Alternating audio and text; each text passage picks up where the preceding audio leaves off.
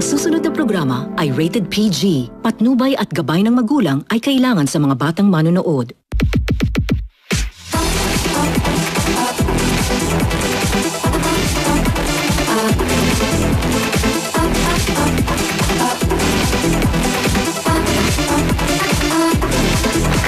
Good morning, mga good vibes. How are you all feeling tonight? Sinong kasama niyong manood ng The Tim Yap Show ngayong gabi? Is it family, boyfie, or hubby, wifey, or si GF? O baka naman selfie? Well, kahit sino pa man, okay lang yan. Dahil alam niyo namang welcome ang lahat dito sa ating show kung saan gabi-gabi tayong namimigay ng good vibes para sa'yo, para sa akin, at sa ating lahat na merong... It's over!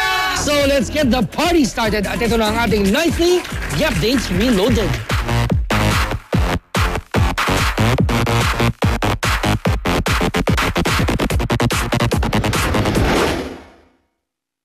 Tara na mag-throwback ngayong gabi dahil alam kong medyo gusto nyong mag-senti tonight. Pag-uusapan natin kung sino-sino ba sa mga love teams noong 90s at early 2000s ang pinaka-nami-miss ng publiko. Put on your thinking caps at tara nang mag-countdown.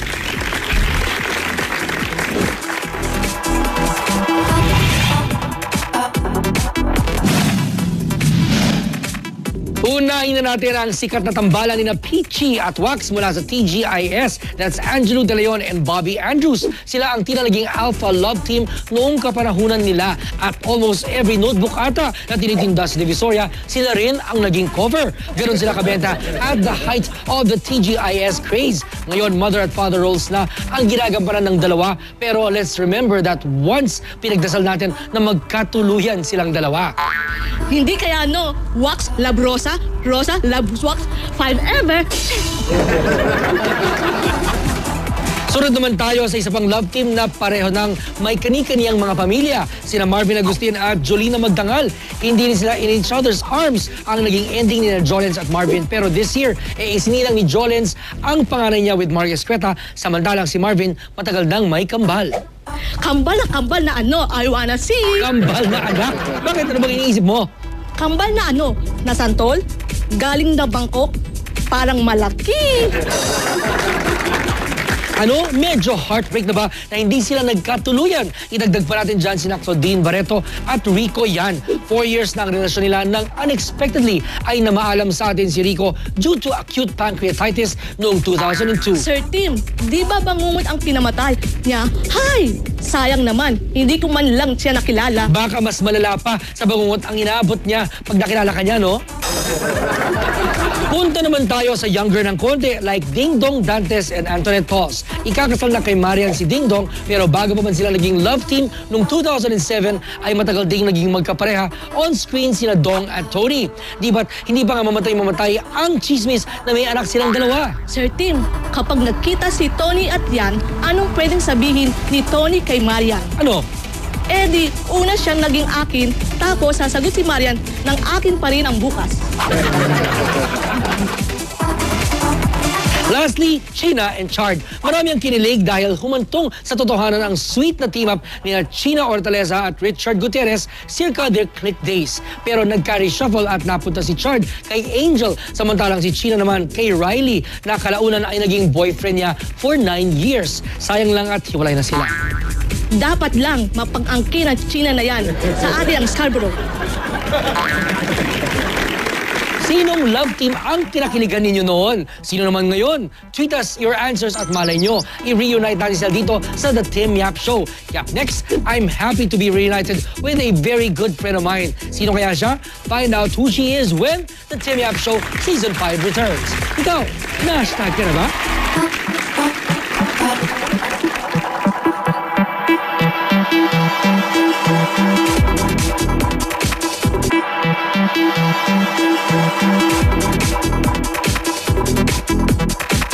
Welcome back to the Tim Yap Show. It's a toast for tonight dahil ngayong gabi, magse-celebrate tayo kasama aking old and very good friend. Should old acquaintances be forgotten and never be brought to mind? Siyempre hindi. So let's give a warm welcome and celebrate friendship kasama si Antoinette. Hello! Hello! Hi. Hello again. Okay, wait.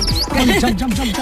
Hello, Tony. Hello! Okay, so Tony, diba, this year, was a year that the Philippines welcomed you back into its arms, and you went back to your roots and did the things that you love. Kept in touch now with the people that tagal mo nang di nakita and all that. And then now, what are the new challenges that are facing you in your life? Oh my gosh, challenges. Challenges. I don't want to think of it as challenges. I think, honestly, since bumalik ako, I've been nothing but so thankful to God. So grabe. Kasi I didn't plan this. Like I mentioned before, parang we just got reeled into staying. Yes. We were supposed to just be here for like 2 to 3 months, do a couple of projects and go back. But, parang when you feel like it's the right thing, you just know. So, I've been taking cues, hopefully from God, and hopefully we're doing the right thing. And a lot of good things have been coming in. Blessings talaga. So, one of them is actually that I'm going to be doing Greece. Yay, guys! Super excited about it. And it's finally hitting me now. I'm getting nervous. Because in the beginning, I was just like, oh my gosh, I want to do it. That's all the excitement I was thinking of. Oh my gosh, I'm going to be in Greece. I want to be in Greece. Now that it's actually happening, I'm just like, oh my goodness, this is a little tough, especially because I'm going to be Rizzo. Yes. And the thing is, I know that you feel strongly about that role also. Yes. Alam mo, it's not just your welcome back to the Philippines, but it's your welcome back to theater. Yes. I haven't done theater since, oh my gosh, I think it's probably been how many years? Secret joke? Mga 10 years. Over 10 years, actually. And, it's a lot of discipline. It's a lot of, you really have to focus on what you're doing. You have to really be passionate about what you're doing. You have to love it. Because it's really something that you have to take super seriously. And it's not just your name on the line. It's the whole cast. Yes. So if you ruin the show, you're really actually going to ruin the show for everyone. And what people don't know, or not many people know about you, is that before you entered show business, you were a theater star. A theater baby. That's actually how we met. Exactly. Which is so funny. I did Les Miserables when I was 12. And I played Gavroche, the boy. Yes. So, di ba, unang umano pa lang sa musical theater was a boy pa, di ba? My parents just felt na parang since I was entering showbiz, it would be good training. It'll be a good stable foundation for, what I'm doing. Learn how to do things the really professional, hardcore way, which is theater. Yes. And I was really so fortunate enough to have worked with the greats talaga. As in, up to this day, I can't believe it when people talk about, Tita Biba Tamador, Tita Baby Barredo, and how they speak of everything, just even all the actors that I worked with. I worked with literally, now I'm really realizing it, that I've literally worked with all the legends in the theater. Luminaries. And during that time, I was a child. So, you don't really realize what's going on. You just don't want to mess up. They all sort of like baby you also. Yes. So what you guys don't know is we met backstage because Tim is a very, very, very huge theater lover. And backstage, and I was, props, fixing the props. And, you were? Yes. Oh my God, I didn't even know that. Yeah, backstage crew. I was in crew. Oh, I didn't even know that. Yeah, I was doing on-stage and off-stage parts. Wow, that's so I appreciate cool. both sides because I've been through both. That's amazing. I have yet to try to take that side of the spectrum. Maybe someday, you never know. Diba? How about for the role of Rizzo, which is the scene stealer in Greece? She's the one that has a change of heart. She's the one, siya yung kontrabida ni Sandy because, people, because always based from the movie version. And they always look at the John Travolta part, which is Danny Zuko, and Sandy Dombrowski, which is the Olivia Newton-John. But then this one, Rizzo always steals the scene because she always makes life hard for Sandy, and she's a more complex character. In real life, are you complex? It's so funny. I was having this discussion with Tom. I was like, you know what? Maybe I'll be able to actually do it because, in real life, I am kind of an aggressive person. I'm very strong and tough, but I don't always show it to the public. Yes. I'm kind of more like, hello. But in this industry, you have to be silently driven. I mean, yes. Kung walang kumukulo from within you, wala ka mapupuntahan. Oh my gosh, no. In LA nga, they call people like us in the industry hustlers. Yes. Because it's like you make things happen. Like you don't wait for it to happen, you make it happen. And it's funny because the role of Rizzo, I was discussing it with my brother the other day. Parang, nung unang nag-audition ako, excited ako mag-audition for the role of Sandy. Yes. Hindi pa nila alam ko ano yung magiging role ko, ganyan. So ginawa ko, nag-audition lang ako. I did Rizzo's song. And then they ended up saying that I should be Rizzo. And then from everybody telling me you, and a lot of other friends telling me, no, seriously, you should be Rizzo. It's gonna be awesome. It really, parang I was like, okay, I want to be Rizzo. Rizzo. I was telling Tom, I was like, wow, I feel super confident about it. It's just really scary because with the way you're speaking and the way everybody's talking about it, it's almost like, oh my gosh, if I actually pull it off, it's gonna be so great. Yeah. But if I don't pull it off, it's gonna be so not okay. But also because this is also your first role that is not the sweet. Yes. Not the, because Sandy is your comfort zone. Yes, diba? it is. Yung sweet Super. na medyo inaapi, tapos tatayo sa ending. Diba? Yes, I'm actually excited. Siguro tumanda na rin ako ng konti. Tumanda na rin ako ng konti. Gift as blowing. So parang, ganun talaga ako.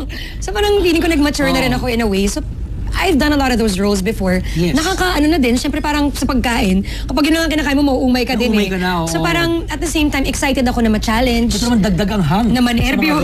roles. So, but the thing is, I like it when I'm nervous. Kasi Yes. when I'm nervous, I feel like I do a better job. Yes. So, I'm taking When this was the seriously. last time that you were given that situation na talagang ninervyos ka? Oh my goodness. You know what's funny? Pag nag-join ng mga game show. I'm not even Oo, kidding. kasi Mas kinakabahan tayo pa ako. eh. Grabe. Oo. Mas gusto ko pa mag-perform sa stage ng live, ng Oo. concert. Pero pag pinasali mo ako sa game show, natataranta ako. I freak out kasi feeling ko, oh my gosh. Ako kahit nga Pictionary lang, tsaka tabu talaga. Hindi ako pwede todo mo yun. No, seriously speaking though, I guess I would have to say in everything I do, I always get a little nervous. But Yes. in the States, that definitely was really, it's not the same kind of nerves that I get when I'm performing in the Philippines. Yeah.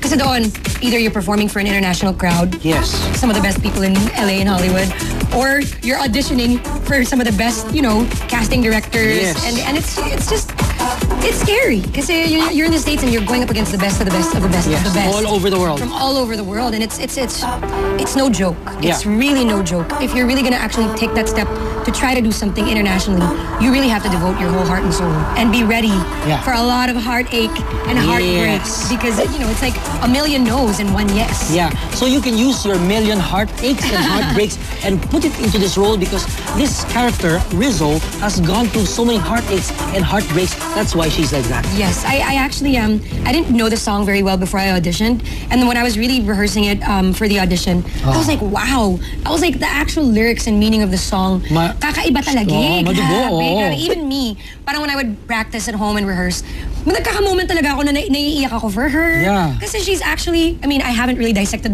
super duper yung role, but the thing is, I feel like she's got a good heart, but she's so jaded But she from got all hurt. the bad things that have Yeah. happened. She's so jaded na parang, but she's actually a good person. Yeah. But she wants people to see it, but she's too scared. She's just complex. Yes, Ayun. very Like complex. all of us, diba? Hindi naman talaga simple ang buhay. Meron talaga tayong complexities that we have to deal with. I mean, that's what life is all about. So we will talk about the complexities in Tony's life and how she makes it simpler.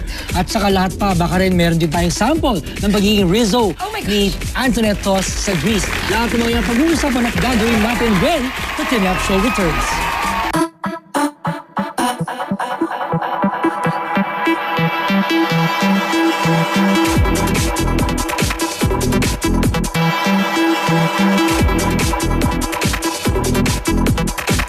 Welcome back to the Timmy Up Show. Kasama pa rin natin kung nervyos or every time she becomes nervous, she gives her best and turns out the performance of her life each time.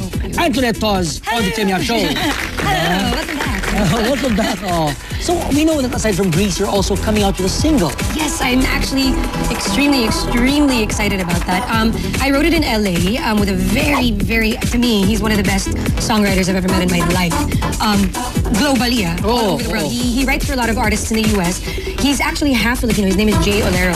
And he's half Filipino, grew up in Chicago, and he's in Los Angeles now doing his thing. And I was really lucky enough to meet him and write this song that I'm releasing. What is this song all about? It's called, oh my gosh, nahiya na naman ako. It's called If You Want to Leave. It's funny kasi in my life before, songs just get thrown at me. Okay, here's your album. And you record it and you sing it. I guess since I've, matured na rin talaga. So this is a more personal. Everything is more personal, and everything that I'm doing right now, I really want to take control of it. I want to really get involved, get down and dirty with everything, writing songs, and even Grease, everything. I'm trying something new, which is a really aggressive role. Yes. Even my friends are like, "What? You're Rizzo? But she's like the badass," and I'm like, yeah, that's me. That's me, badass. But with the song, I've always tried writing when I was younger, but I never actually released anything. So for the first time, he kind of mentored me and helped me. And I'm super proud of the song. It's called If You Want to Leave, and it's about being it's about falling for somebody or thinking you're falling for someone, but you feel like you're not ready for love and you're so scared because you're so jaded. Wow, that's not me, I can't believe this. That's the thing about being an artist. When you release songs, You actually open up your whole heart and soul to the Yes, chorus. but there is you know, hindi naman siguro jadedness, but konting skepticism because Fears. syempre, di ba, all of us hindi naman love life is not love in life. They're not perfect. So maybe nagdaan ka ng mga dagok. Di ba, dagok? Everybody Oo. does. Yeah, so that's why there's always fear. May Yes, katumba siyang so fear much actually. before you Bring that. you really dive into your love. Yes. So yeah, it's just I kind of play tricks on my own self and make myself paranoid about things. So why is this personal to you? It's first of all, it's the first original song that I'm releasing, and the thing is, the meaning of the actual song, I didn't even realize that that's what I was writing. And even Jay, when we were writing, he's just like, wow. He's like, it's one of my favorite songs that I've ever written with anyone. Kasi nga daw parang there's so much truth. Ano ba yan, nakakahiya? There's so much truth. So I'm a happy person and I love Yes, love, yes. but I'm actually just afraid to. Jump right in. Scary. It's scary. It's scary. Have you been presented with that situation recently? I don't know. I think maybe I don't know. We'll see. Yes, so dapat you should. So why are you afraid? Wow, naging ano na to, talagang in-depth. You're just afraid to make the same mistakes you made in the past. And you're also afraid that other people, outside forces, will make those mistakes and you'll get hurt. Nobody wants to get hurt. Nobody wants to get heartbroken. So, but at least you've laid out your quote-unquote mistakes from the past, so you know that you know better than to repeat it, right? I'm super focused because right now in my career, and when I came back, I was just like work mode. I wasn't even going out at first. Yeah. I barely saw any of my friends, and I was just like, I'm gonna focus on my craft. This is what I want to do, and I just want to be serious about it. Yeah. So it's a little scary too, because I tend to get. Kind Swayed. of, yeah. So parang, I'm a hopeless romantic kasi. So I have to be careful. Okay, let's hear some words. Let's hear some parts of if you want to leave. Okay. I'm thinking if I should give you the verse or the okay. This is the second verse. Yeah. Sometimes I'd rather be alone than love again. Fool myself into thinking that I don't need a man. Sorry. Oh, that's basically the second verse. Yeah, I cry myself to sleep at night, wondering what is wrong with me. Anyway, yun lang. Shy. Masyadong emo. Sa music video na lang. Wow, but I can feel the emotions there, ha? Kinakabahan ako. Ba't ako pinagpapawisan? Nasa-stress ako. Meron naman dito, di ba? Oo nga. It's good that an artist is feeling this way, I think it's the start of great things even that will come into your life when you feel this way. I hope so. Living in LA changed me a lot as an artist too. Even my craft. Like before, I took my work seriously. But after really living there and experiencing how professional people really truly are and how seriously they take it, like they'll devote their life to the craft. Being back here now, I'm excited. I hope that I gained some wisdom. Yeah. And hopefully it'll help me with everything that I'm doing, my roles, So my songs. if you want to leave and Rizzo, ito na, Tony, it's game time.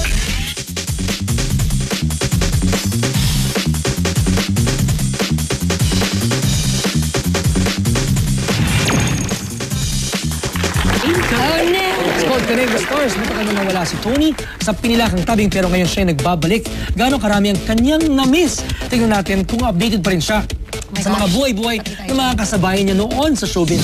So we will show you a name and you have to tell us kung kaninong name siya associated. Just find the connection, okay? Okay. Game. Okay. Oh my God. Ethan and Miguel. Oh, I feel so bad. Grabe. I really don't. Sila ang mga anak ni Dino Guevara. Oh my God. And Dino Guevara and who? Sino yung mami? Diba? You know what's funny? I was just actually, I spoke to him by accident a little bit ago.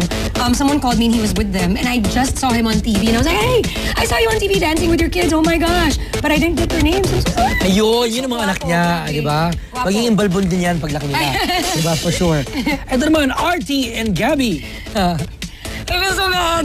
Ayun, Hindi, seryoso, grabe kayo. May mga magagalit sa ako. Hindi kasi syempre naman, you haven't been in touch with them for a long time. And syempre, marami na sa mga kaibigan natin na nagkaroon ng asawa at anak and all that, di ba? I know. Do you feel pressured na nakikita mo lahat ng mga kaibigan natin ay nag-aasawa at nagkakaanak na? You know what's funny? It's actually the opposite.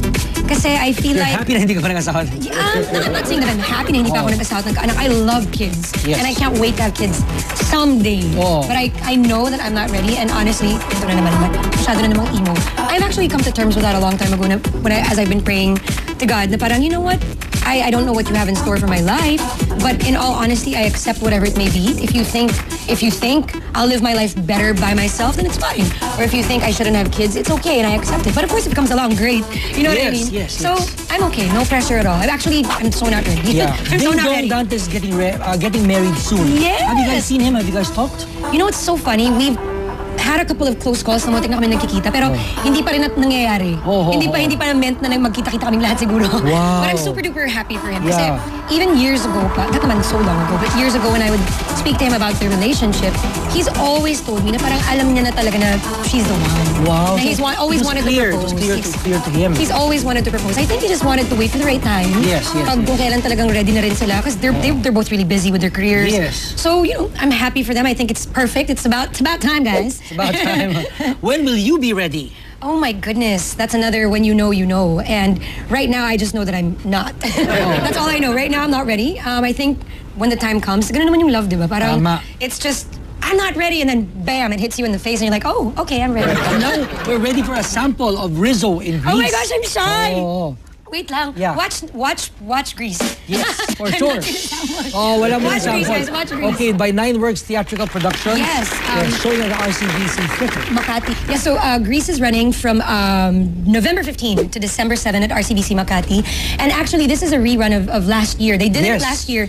And grabe, I'm so proud of them. They actually won the 2013 Phil Stage Gawad Buhay Awards, basically for Best Musical. Yes. And they got rave reviews. Amazing cast. And part of that show. Yes, Tim is actually going to have a special cameo guest. Secret. Oh. Yes, and every show it's always going to be somebody different, like a surprise guest. And Tipi Dos Santos is also in it. Francesca Farr, they're both playing Sandy. Gucci Lorenzana, Rafa Sidion Reyna, Steven Silva, and those are people in the cast. Super great cast. I know. I'm excited. It's going to be a great rehearsal. It's going to be fun. But I feel like we're all going to be learning from each other. You know, just like love, you shouldn't be afraid. Now that you're gonna go into this theater, it's your comeback. Excited. So face it head on, embrace your fears, and jump. Super excited. Right at Please it. watch RCBC Makati, Grease. Grease with Antoinette as Rizzo. Home is where the heart is, kaya kahit saan tayo mapunta, for sure, hanapin natin ang bansang ating pinagalingan. Just like Antoinette here who followed her heart in another land. Pero guess what? It's just right here pala, where it truly belongs. Diba? Nakaka-good vibes na muling makapili ng isang taong napamahal na sa atin. Kasama pa rin si Antoinette playing Rizzo in Greece this November to December. Yan ang pag-good vibes of our holiday season. You are watching the Tim Yap Show. Good night.